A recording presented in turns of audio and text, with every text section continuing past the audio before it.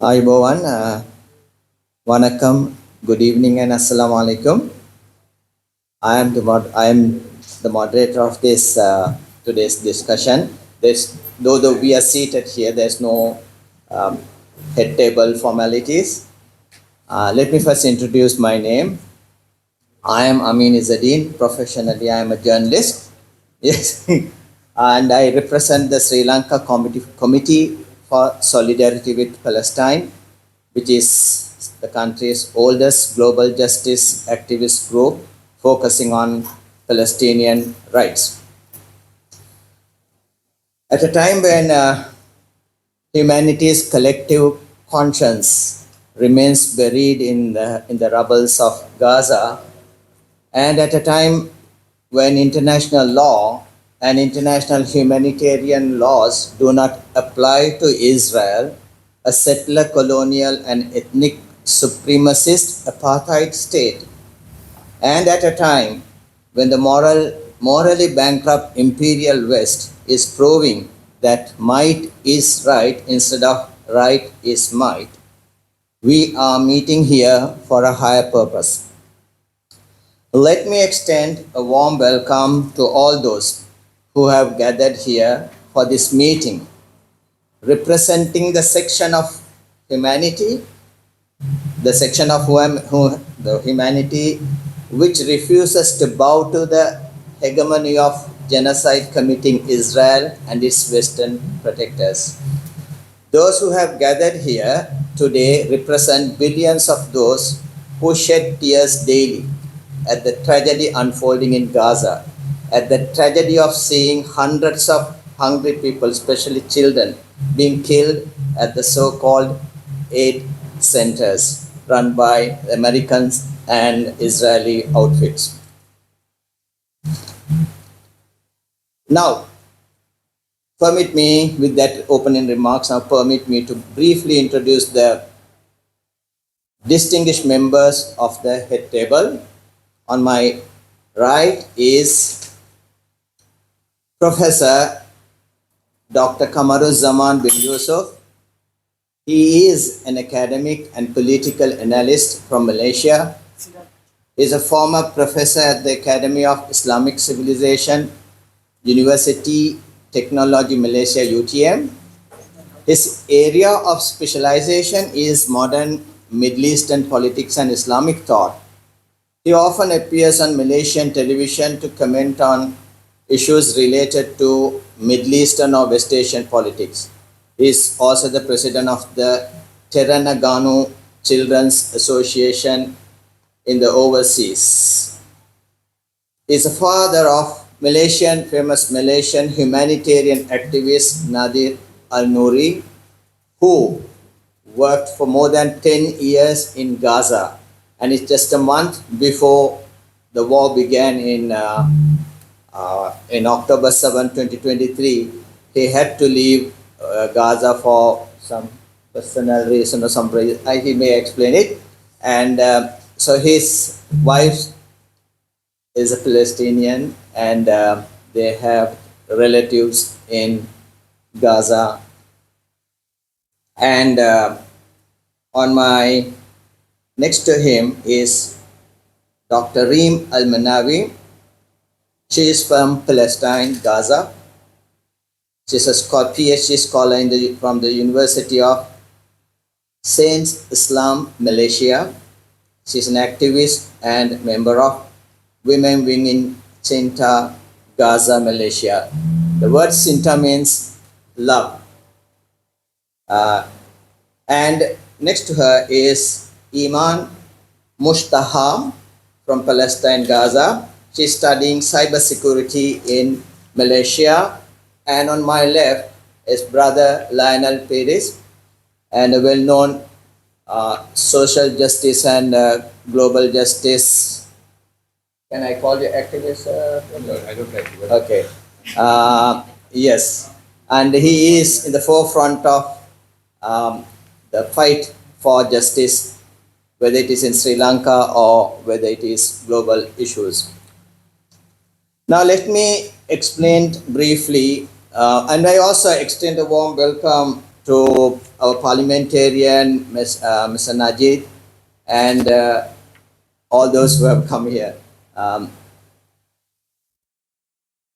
Let me explain briefly about Sri Lanka's, support for Palestine. So when I think it starts even before we gained independence in 1948, when United Nations partition plan was being discussed at the United Nations. Sri Lanka was part of the British delegation or the British Empire's delegation, and our first Prime Minister, Mr. D.S. Senanayake, was invited to be in that delegation to the UN, and he totally opposed this partition plan.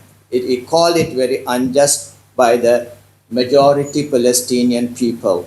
And as you remember, the Peel's Commission in 1936, the British appointed Peel's Commission, they wanted to, it recommended that Palestine be divided along on the basis of the population strength.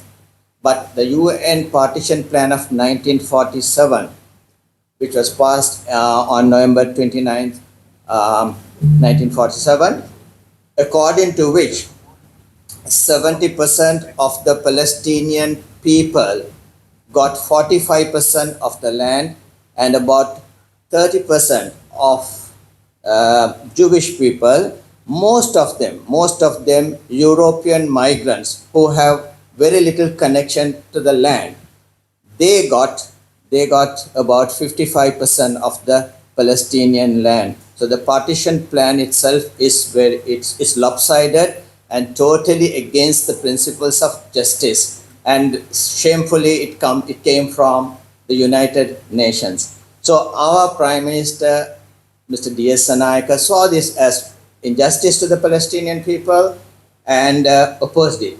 Though he was, after becoming, he was seen as pro-West in its political leaning. S.W. R.D. Bandaranaike, our first progressive Prime Minister, who took over in 1956, right? He was a strong campaigner for the Afro-Asian Solidarity Movement, and the Afro-Asian Solidarity Movement is rooted in the third world, the newly independent countries' drive to enable wherever independence struggle is, enable the success of independence struggles wherever it is happening. It was happening in Palestine. So Mr. Bandaranaike was a very strong supporter of the Palestinian struggle.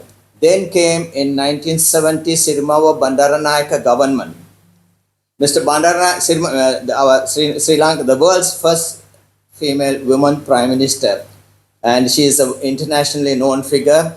And she came to power on a promise that if she win the election, she will sever all diplomatic ties with Israel, and she did. And for a long period, we did not have until, and I remember in 1976, we had Sri Lanka hosted the Non-Aligned Movement Summit. And in the final communique, she wanted to include a strong, powerful paragraph on the Palestinian struggle. There was a lot of pressure from the Americans, the Western countries, and she defied all this pressure, and she went ahead and included that in the final communique. Then we had in 1983, Sri Lanka had a civil war, crisis, ethnic problem, ethnic question, and the then government tried to find a military solution to this political problem, which could have been solved, if we had paid a lot of attention to the concept of justice. So what really happened was we wanted to fight the LTT or the Tamil separatism. So he wanted weapons. We did not have it. Nobody gave us weapons. So a lot of countries, the United States said, if you want our weapons, please ask India's permission. But India refused to give permission. Then United States worked out a back channel diplomacy and told us to to go and get weapons from Israel, we have no objections. So we were forced, we were compelled to seek Israeli weapons. So Israel started supplying weapons like, Kafir aircraft and Dora naval craft, and not only that, they trained our armed forces, and at the same time, according to Viktor Ostrowski's book, By Way of Deception, they also trained the LTTE and the same wherever the military complex or in the city or wherever it was happening, not far from each other, just about a couple of kilometers away, this was happening.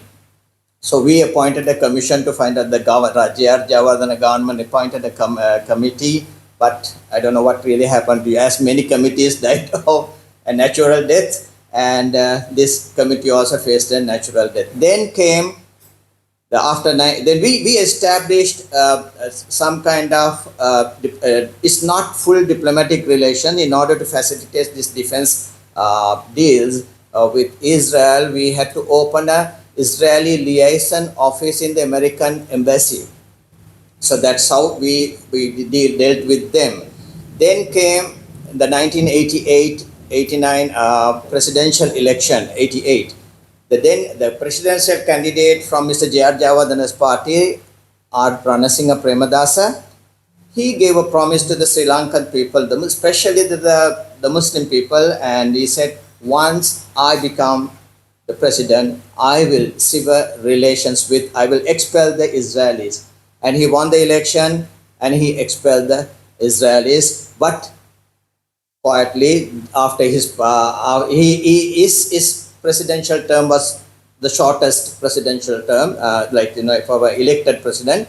So it about 3 years, 3 or 4 years he lived, he stayed in this in office.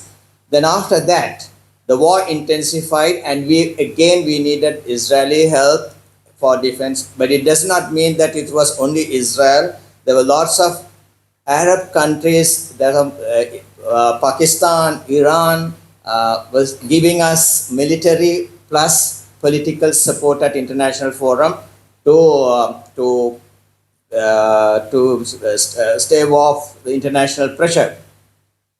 So quietly again Israelis came back, and now we have embassies in each other's. Sri Lanka does not have an Israeli embassy, but the Israeli ambassador in New Delhi, he takes care of Colombo too. So this is basically Sri Lanka's relationship with the governments, with each changing of government. But I want to talk about when Mrs. Sirimao Bandaranayaka's time, after Mrs. though J.R. Javadana's time, in 1983 he started flirting with the Israelis. In 1979 there was a cricket World Cup. Sri Lanka was not a test playing country then. We were just an associate member of the International Cricket Council, ICC. So there was our first match was first or second match was against Israel, and the then government refused. It was a UMP government after Sirimao Bandaranayake. The J.R. Javadana government supported the call to boycott the war, give Israel a walkover. We did not want to play, and we lost 2 points. But eventually we went, we won the Associate World Cup and entered the world. We qualified to play the World Cup. So, having said that, let me also talk about Palestinian activism in Sri Lanka. There was in 1967, right, soon after the 1967 war between the Arab and the Arab countries and Israel, backed by the United States and the Western countries. After that war, and especially after the bombing of Al-Aqsa, the complex, there was a huge, massive procession. Tens of thousands of people, not only Sri Lanka's Muslim community, but also from the left movement. They participated in that long march, and which ended up at the massive rally at the Maradana Zahira College ground. and that was the beginning of in a mass scale demonstration. That may be the first demonstration, as far as I remember, for the Palestinian rights in Sri Lanka. But before that, Sri Lanka's journalists and Sri Lanka's left parties were all have been very, very active in promoting Palestinian cause. After that, the first organization to be formally instituted is the Sri Lanka Committee for the Solidarity with Palestine. It happened in 1970s or mid 1970s, I think in 1975 or 76.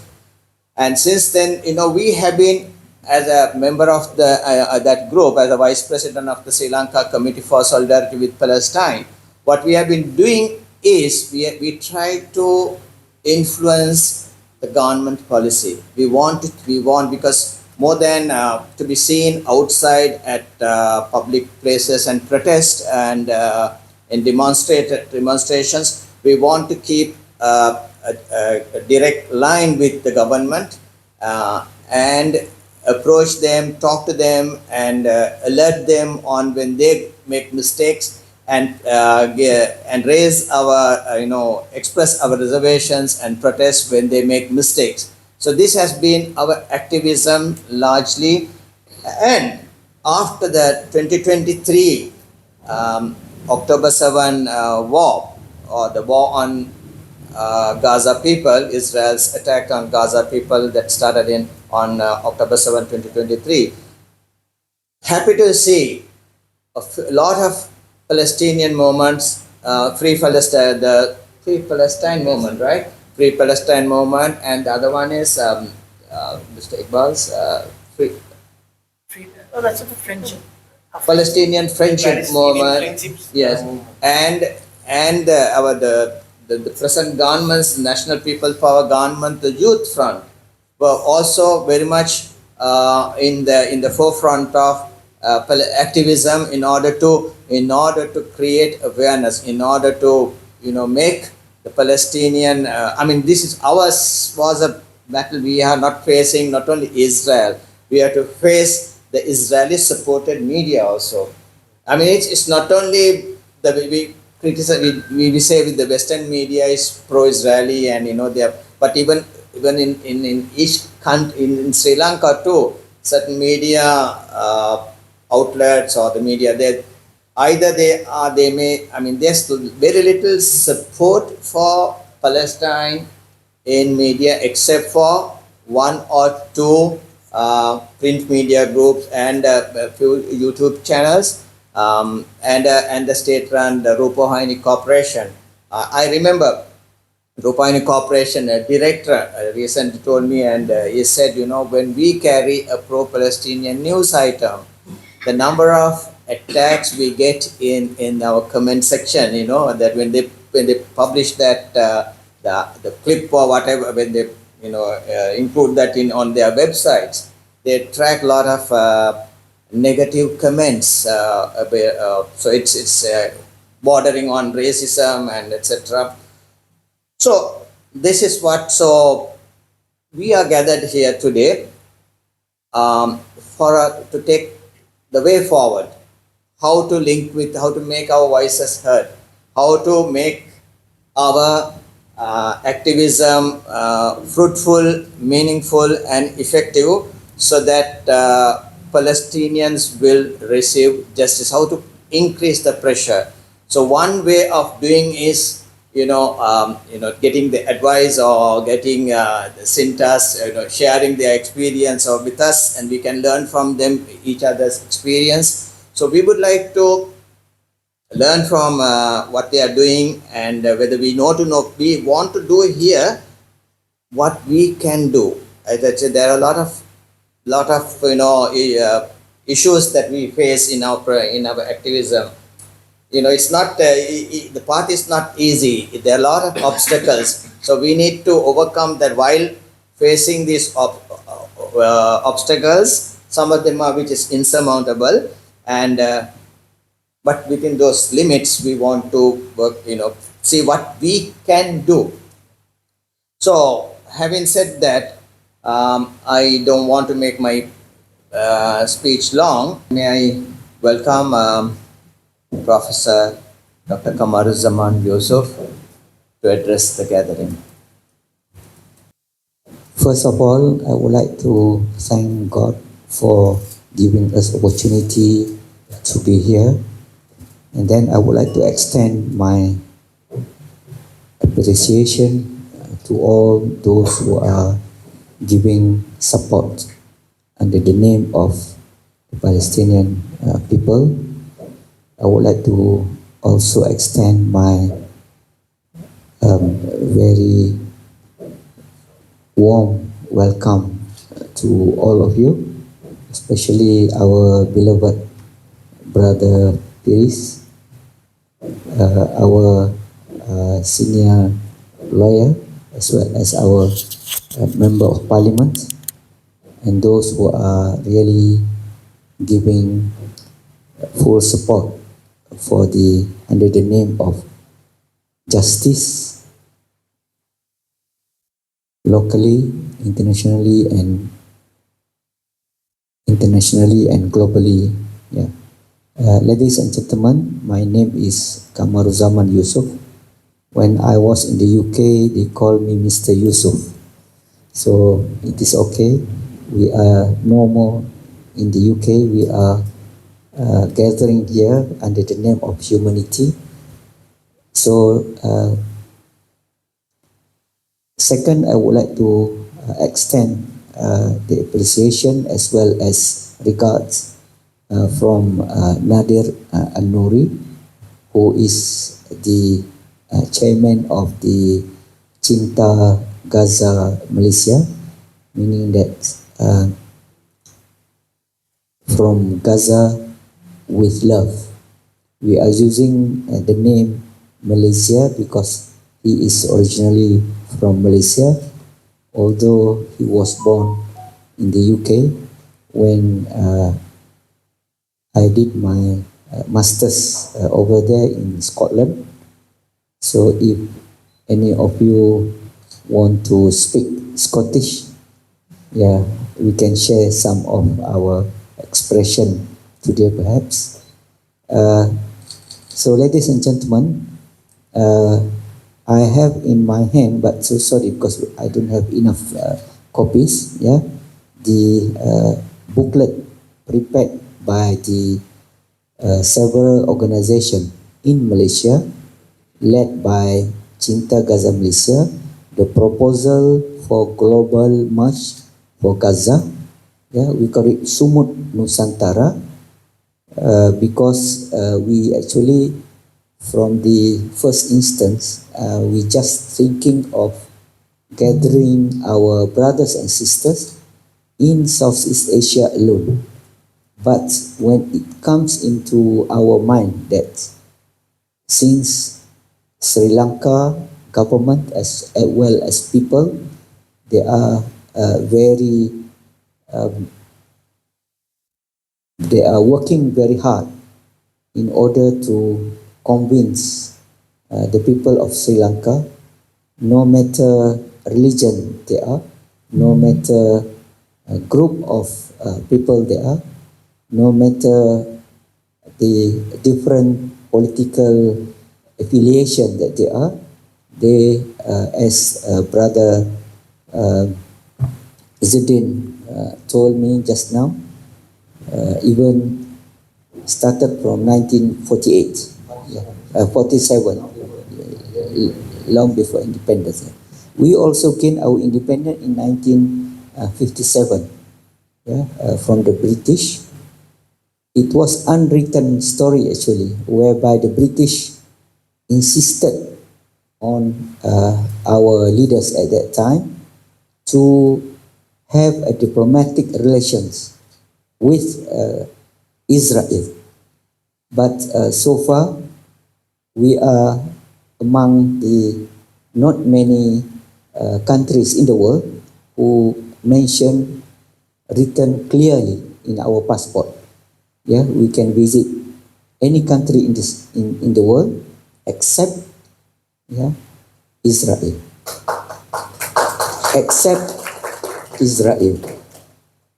Yeah, I'm not promoting the Air Asia, where Air Asia said anyone can fly, except, yeah, and so on. So in this very precious moment, I would like to share with you some of the slide that has been prepared by our organization in Malaysia in order to first to share what we are going to do, and then second, what are the movement, yeah, that we hope the people in Sri Lanka can share with us, and later on, hopefully you are able to join us in Kuala Lumpur. Yeah, I will give you some of the tentative dates later on, and then furthermore to join us to Europe in order to coordinate with some other members of this movement. Yeah, they call it flotilla. Yeah, we are hopefully will be having a very big marshal ship, with the cost of 50 million USD. People might think, where are you going to get the money? It's big money. We fully understand that, we fully believe that all those monies will come from our pockets. Yeah. Because this is the fight for justice, the fight for everybody, and then under the name of humanitarian. So the title given there, Global March for Gaza, and then we also mentioned the very small term that we are using now, that is sumud. Yeah? Sumud meaning in Arabic language, meaning steadfastness, perseverance, and resistance, as well as resilience. When we check from the internet, yeah, as an academician, I would like to share with you also. If we check from the internet, we found out that it is a lot of articles written by professors about sumud, yeah, about sumud. Yeah. We have our clinical psychologist here. Probably she might able to share, yeah, from her own perspective about this idea. So in general, I can say that this sumud is a Palestinian Palestine idea. On the ground, it is related to personal as well as collective resilience. So sumud is not only personal but also collective resilience related to socio-political concept and ways of surviving them while they are under occupation, with chronic adversity, lack of resources, and limited infrastructure. So in the case of Gaza, as we all know now, more than 90% of the infrastructures has been demolished. There is no such thing as full-fledged building. Yeah? Either those buildings cannot be occupied at all, or only partly, yeah, can be occupied, which is happened during the time and space whereby people talking about justice, yeah, people talking about bringing law and order, yeah, not only in the local governments but as well as at the international level. We are very thankful to our group of lawyers who managed to convince the ICC, yeah, from South Africa. That's why we are coming here, because we believe this is not something related to individual. It is not related to any special religion or any special group of people, but it is belong to humanity. If we, as a human being, never think about this, who knows later on it might come, yeah, at our doorstep, and then later on we cannot do anything, and then people also from other races will not bother about what is happening to us.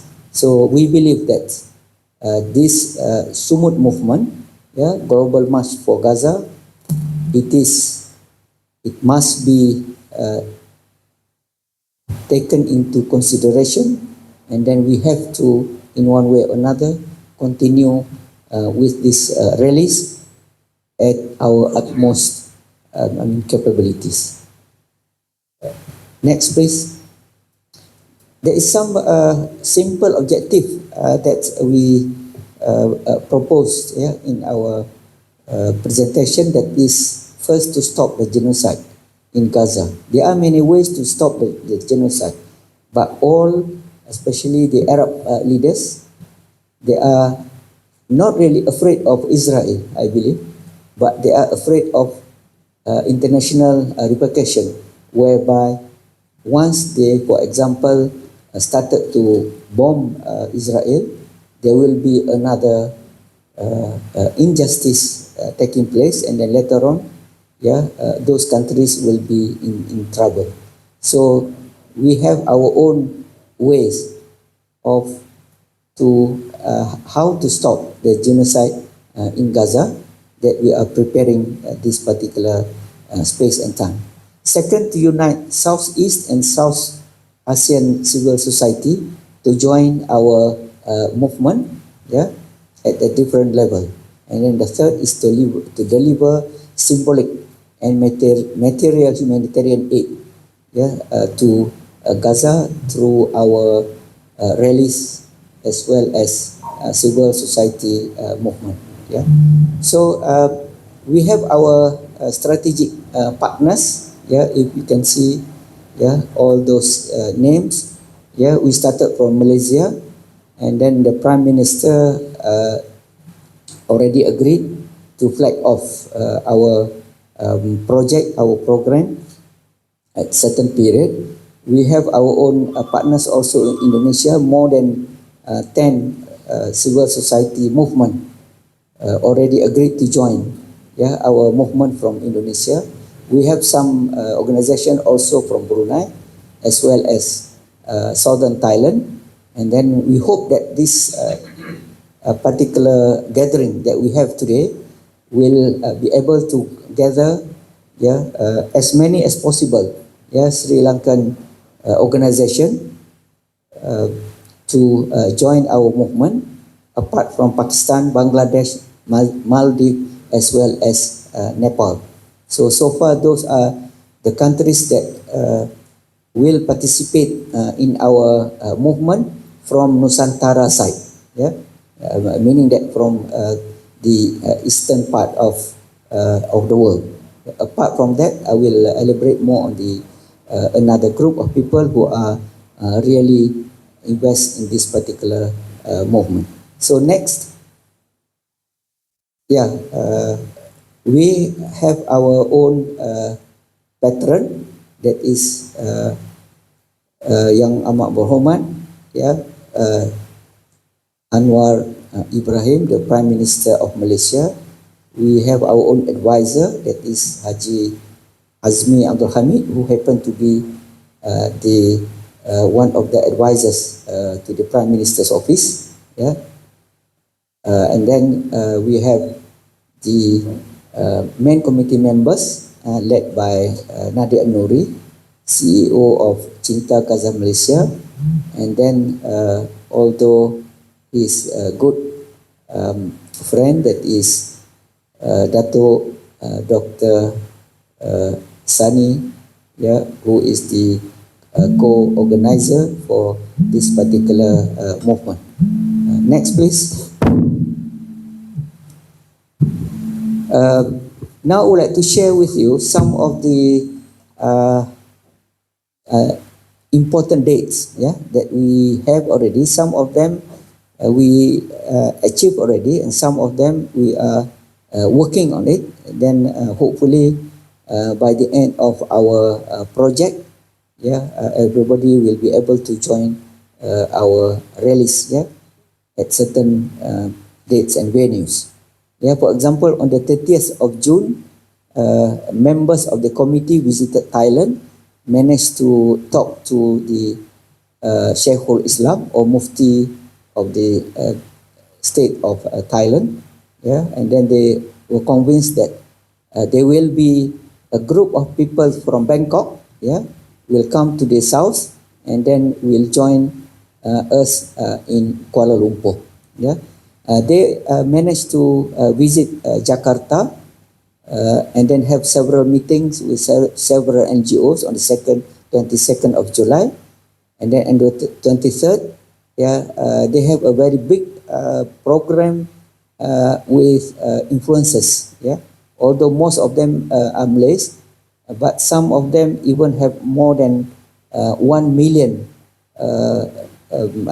likers and followers over there in Malaysia on the 23rd, and then they managed to have a very good number of people who joined the soft launching.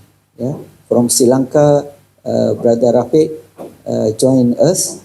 Then from Maldives also, there are 3-4 people, apart from Indonesia, from Thailand, as well as from the Philippines. On the 25th of July, they have already launched officially in Putrajaya. That is our new capital of Malaysia.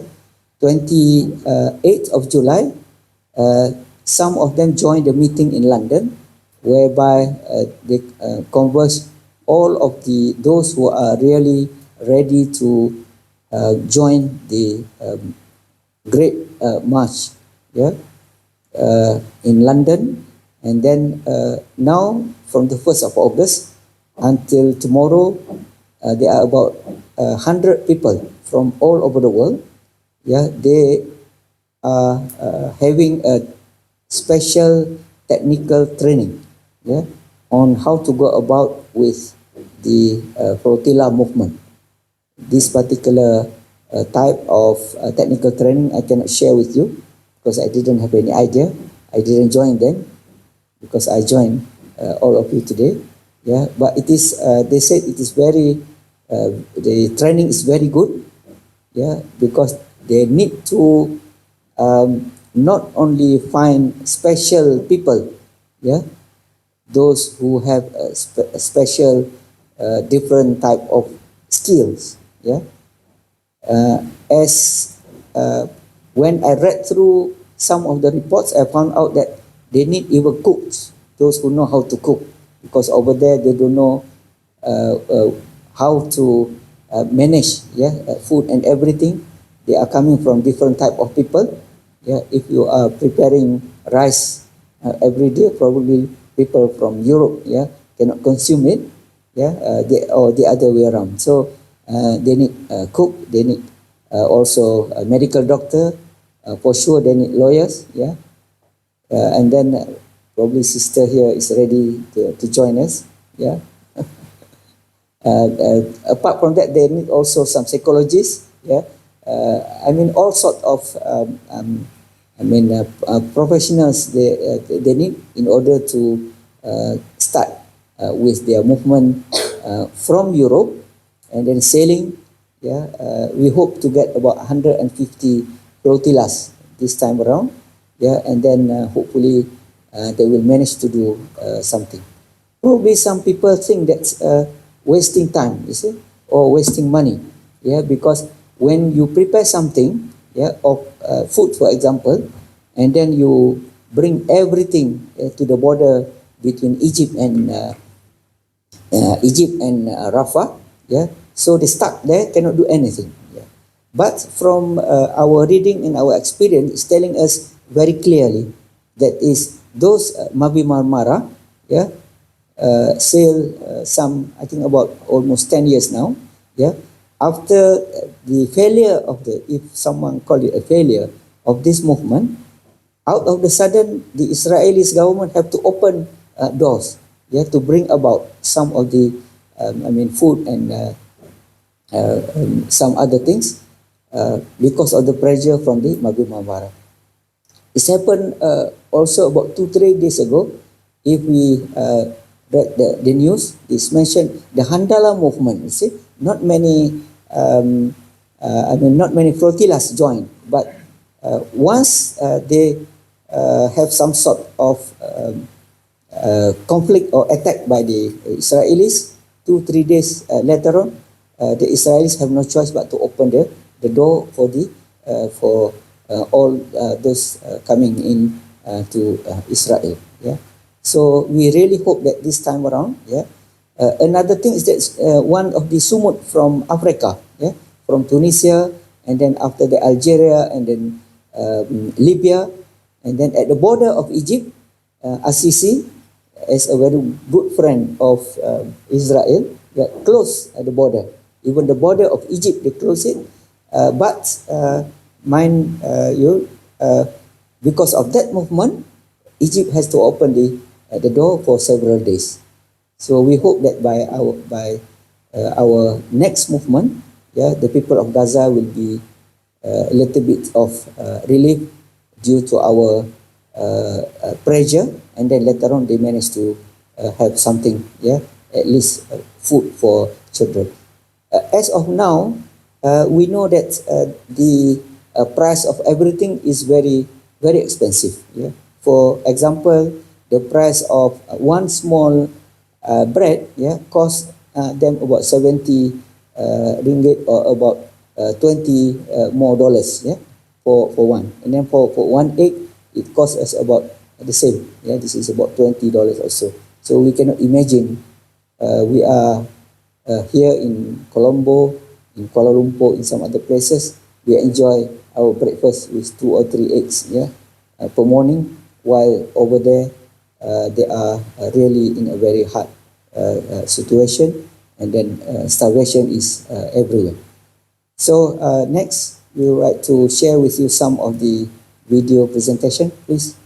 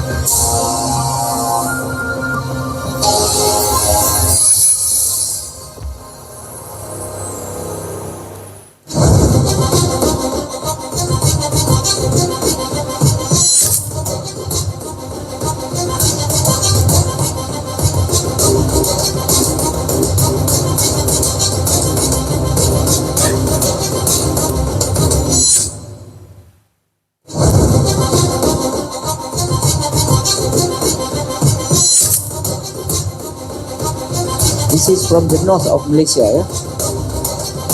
The first one from the south.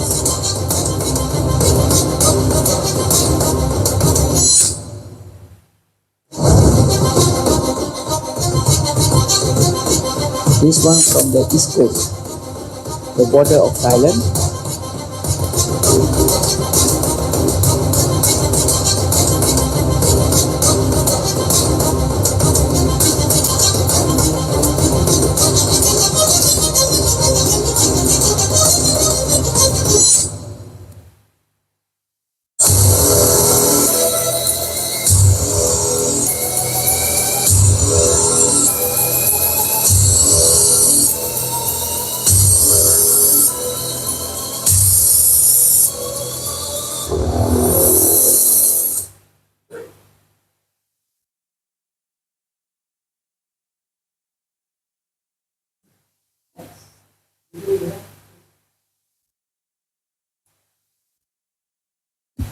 That's it? Okay. Thank you very much. So those are the movement that we plan to have as of now. So according to our timetable, our schedule, next please, yeah. On the 7th of August, or 1 or 2 days before or after, within that particular period, we hope that Sri Lankan brothers and sisters will be joining our program that we plan for 5 different places. Yeah. On the 7th of August, for example, people from Surabaya in Indonesia, Medan as well as Jakarta, yeah, they will move from one place to another, and at each of these point, we need speakers from all over those countries who are participating in our program. Meaning that, for example, some brothers or sisters from Sri Lanka will be sent to Surabaya, of course via Kuala Lumpur. Yeah, that one will be cheaper. Yeah, again, thank you very much, Asia. Yeah, and then another group will go to Medan, and another group will go to Jakarta. So we hope that a representative from Sri Lanka, from Pakistan, yeah, from Bangladesh, from Maldives, as well as from Nepal, will be able to send at least one of at each point in order to join our rallies. Yeah. At the same time also, yeah, the representative from Thailand will start moving to KL from Bangkok. Yeah, as of you know, from Bangkok to the border of Malaysia, it will take usually 24 hours non-stop driving. Yeah, so that one that let them solve their problem. Yeah, hopefully they will be able to, because we need to see as many cars, vehicles as possible. And then on the 23rd of August, it will be a mass rally in Kuala Lumpur. And then we hope also representative from all over the place, yeah, area of South Asia as well as Southeast Asia region, yeah, will join and will converge in KL. And then our Prime Minister, yeah, will flag off this particular movement in order to move to the next movement. Yeah. So those are the dates given by the committee, and then we hope that so hopefully we can discuss deliberately about this particular movement, and then each of us can give some ideas, yeah, how to go about with this movement.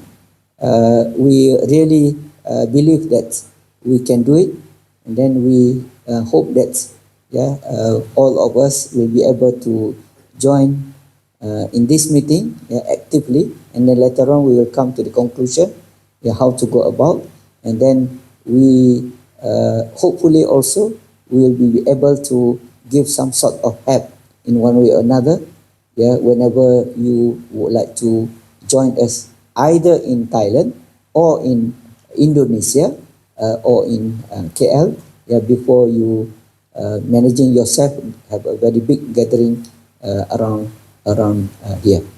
So as I said to you just now, previous movement show very positive results. Mavi Marmara, Handala, Sumut Afrika, and all those movement. We are going there not bringing any type of big amount of financial help, not bringing any help of any type of help in terms of materials, but we are bringing and then putting them, share with them our energy, our positive energy, to show our ability, and then our resistance and resilience, towards the injustice that has been done by the Israeli Zionist government. So we believe that as part of the discussion already, Sri Lanka is sovereign country, always with Palestine, a long time ago. So we hope also this time around, we gather and then we continue our struggle to bring justice to the people of Palestine. And then if possible, also we hope my brothers and sisters from Sri Lanka sending your representative to join the sailing. Some people ask me what we are going to do and then what are the result of this sailing. I said, I have no idea. Most probably, yeah, the Israeli Zionist government will take us to visit Israel free of charge. Yeah, this is yeah one of the possibilities. Yeah, the rest I'm not sure.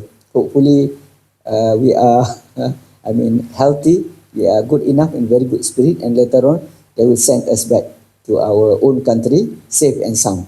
Yeah, without any problem. So we need also at the same time all kind of support from your good side. Yeah, in what ways that you can do it. So with that, yeah, I would like to thank you for your solidarity and attention. I would like to give back this microphone to our moderator. Thank you very much for everything.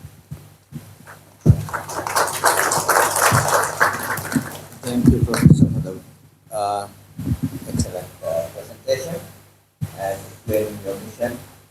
And I remember no sooner the Greta Thunberg flotilla ship was, you know, hijacked by the Israelis, and they would take them to Tel Aviv and then boarded from there. Some couple of Sri Lankans also joined another effort to go to Egypt and break open the Rafah border gate, and they were turned back. As this authorities will not yes, yes, yeah. Thank you. Yeah. So here we go. So our next item on the agenda is he explained to us the purpose and the objective of the mission.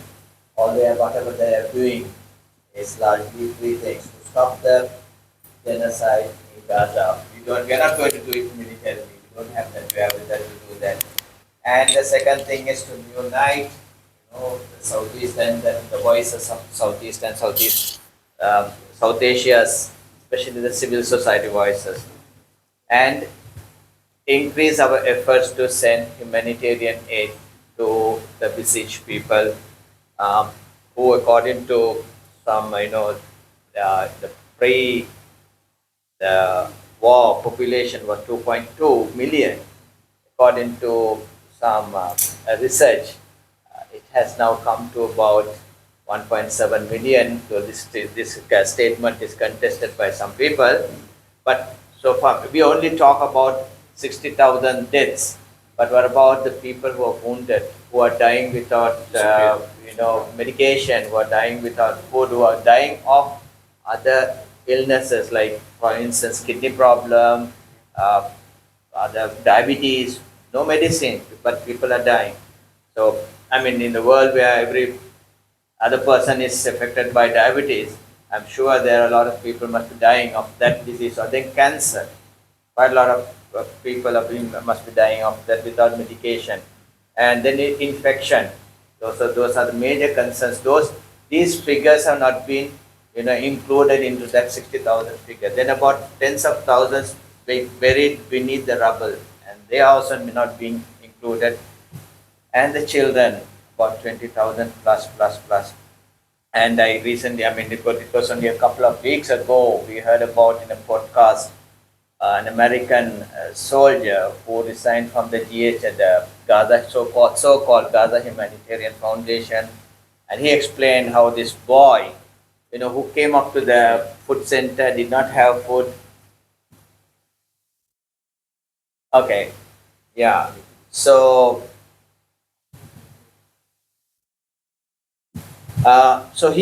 this particular young boy, hardly about 10 years old, and he went all the way to the food center, couldn't find anything, and his name was Amir, and that's my grandson's name also. So, so he got something. Then he kept that food, the things, and then he took the hand of the boy, the American soldier, and kissed him on the cheek. And then he said bye, and when he walked back, and the American soldier heard the gunfire. Within minutes, he went and saw Amir was among the people who were killed that particular day. It happened in May.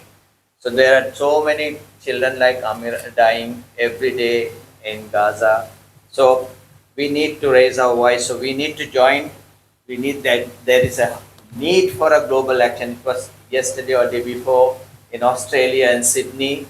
They closed the Sydney Harbour, and that bridge, Sydney Harbour Bridge, and so that needs to be, that will add pressure on the powers that be.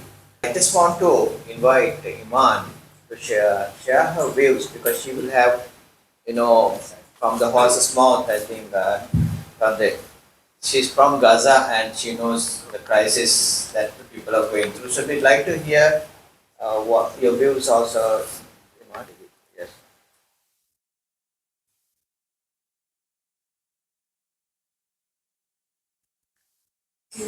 Hi, Assalamualaikum for everyone.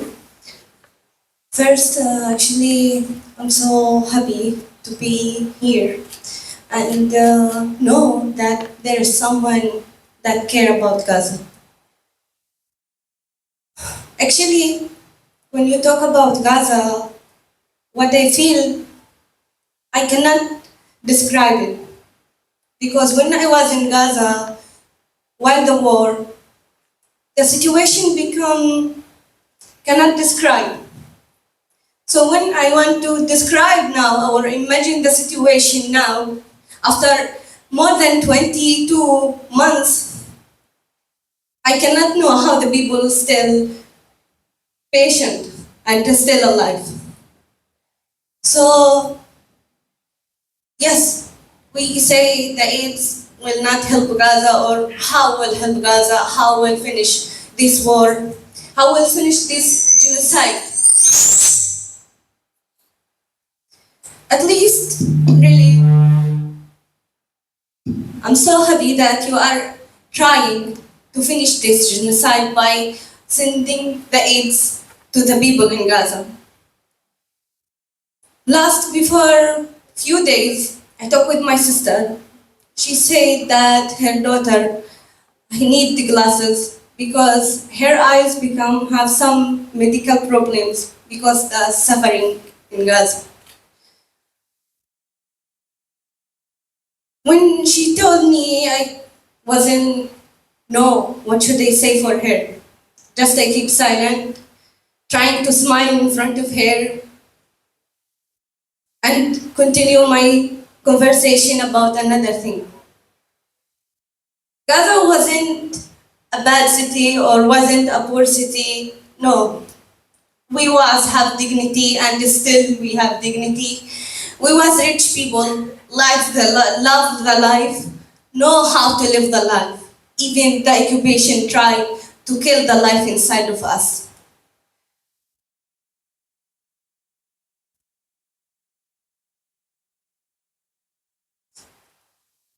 What I want to say, please, when you think about Gaza or try to do anything for Gaza, don't think this just a work or this is just a business you need to do, you need to help that, or this is just from humanity or this is just from Islam. This is your duty for human to human. This is our duty in this world. If we don't help the people in anywhere, so who will help him? What the reason for our life? Just to eat, just to sleep, just to work? So I'm sorry to say that, but what the difference between us and the animals? If we don't help, if we don't care. The situation in Gaza now is past that you think what I do it's from my humanity, it's from my duty. The situation, all of us, we should move to change it, to stop it. Don't care about the government, don't care about the political, because this world, if we will care about the political, no one will actually move. Everyone, the one that will control of us, the scared.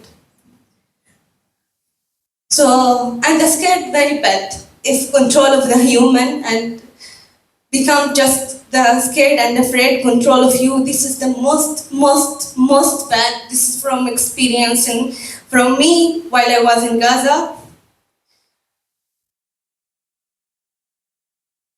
So please, when you do, imagine yourself that you are, for example, starving for more than 5 days. Don't eat, don't drink. You look to your children, cannot bring for them anything, cannot to do for them anything. You sleep, you cannot sleep, you wake up, you don't know if this roof will drop on your head or no. You don't know if you walk, someone will shouting you from the air. The sky will be scared for you, the floor will be scared for you, everything, even the air that you smell will be scared for you. Me and my mom, when we go outside, we hold this message. We take this promise for us and for our people in Gaza, in Palestine, that we will not let you. We will help you as we can.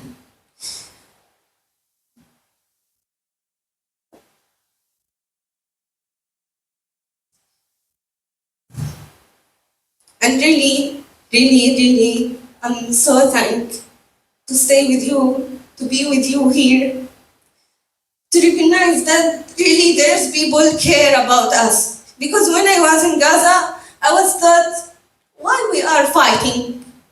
This is land is not just for us. This is Palestine. Okay, it's our country, but why no one care about us? Why no one here? Why we just hear the boss? Why we just hear the president? Why we just hear the political things? Where is the people? Why they no one try, move, change? Why we just hear the political? The people haven't any opinion. So really, from me, from my mom, from all Palestinian people, thank you very much to don't let us alone in this genocide with my country.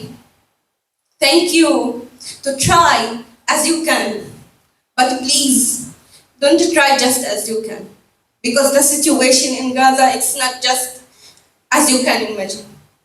Please try more than you can. Please imagine every time your child is dying and you cannot hug him because he's already doesn't have any bones, doesn't have any body to hug him.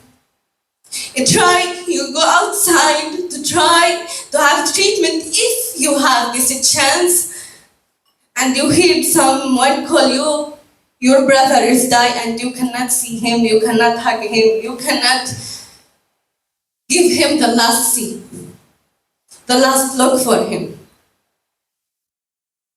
All your memorize, all your moments that you live, it's gone in one night or in 1 second. People in Gaza, they don't have any moment, they don't have any they don't have any moments that they are keeping because they are afraid from that. When we lost our home, my mom said, it's okay, don't cry, it's okay. But when we lost our uncles, when we lost part of us, of our family, it's not okay. You lost part of you. For me, when I lost my uncle in this war, I lost my father, not I lost my uncle. Still, you don't believe that. You don't want to believe that you lost your uncle or you lost your brother, you lost your father. Why? Every time I look to the children here, I look to the people here, I say, why? Why my people should have this responsible earlier than their age? Why the child he's 3 years old and he grew up that, oh my God, he have responsibility for 5 members of the family because his father become shaheed. Why? This is my message And this is what really I need from you. When you try more than you can. Gaza, Palestine, people need you. Need you very, very, very much. If you don't want to do that from your humanity, do that, I don't know from what. If you don't think about that, if you can sleep safe, I don't know. I don't know how the people can sleep in very safety, very peace, while the other people they are suffering. Every time before when I was in Gaza, my mom was say to me, you shouldn't just focus on Palestinian news. All the people, you should know their news. You should care about them. And this is also our part of our religion that we are Muslim. We care about our brothers even outside from other countries. So don't make anyone stop you when you want to help, when you want to try to help. Because if this situation for your family, I'm sure you will not stop. I'm sure you will try. So imagine Gaza is your family. Not just the human need food. Not just the human need save. Not just the human, they are afraid and they begging you to stop this genocide. And the only bad for them that they are trying to retain their country, to be freedom, to have freedom, to live in a safe, in a good life. And this is not right. This is the basic. This is everyone have it. Everyone have it. This is the nature, but for us it's a strange. Finally, really thank you, and again, I'm asking you to try and to do more than you can. Thank you. Right. Shall we? Right. We bring this meeting to a close. But before that, I would like to I invite Sister Reem Al Manawi to deliver the concluding remarks and the vote of thanks. Hello, I'm very happy to meet you, and I wish success and blessing to everyone who attended and participated, trying to support the journey of this good convey. I thank you for understanding that Gaza doesn't only need tears, but real action and work. When I went outside from Gaza, I went and I am holding with me their voice and message to this world. People in Gaza are dying now. They are being bombed by planes and tanks.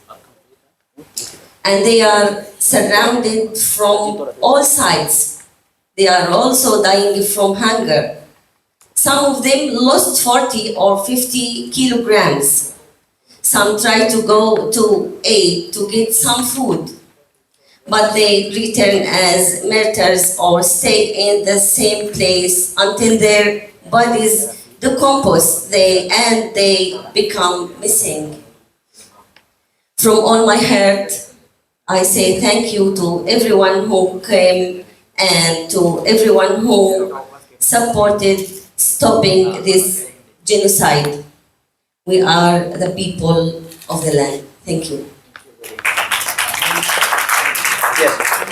Yes, yes, Latif, you can. Yes. You must.